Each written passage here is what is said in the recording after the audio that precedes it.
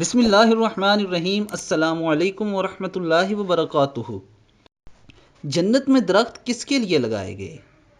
حضرت ابو ہریرہ رضی اللہ تعالیٰ عنہ فرماتے ہیں کہ میں درخت لگا رہا تھا، قریب سے نبی کریم صلی اللہ علیہ وآلہ وسلم کا گزر ہوا تو آپ صلی اللہ علیہ وآلہ وسلم نے ارشاد فرمایا، ابو ہریرہ کیا بو رہے ہو؟ میں نے عرض کی درخت لگا رہا ہوں۔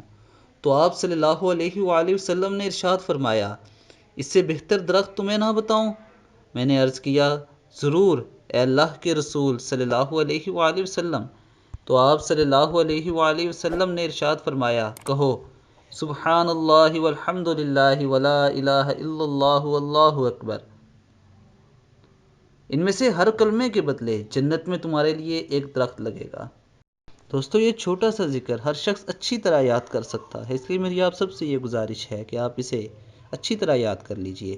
سبحان اللہ والحمد للہ ولا الہ الا اللہ واللہ اکبر۔ اس کے بدلے جنت میں اپنے لیے درخت لگائیں۔ اللہ تعالی ہمیں عمل کی توفیق عطا فرمائے۔ السلام علیکم ورحمۃ اللہ وبرکاتہ۔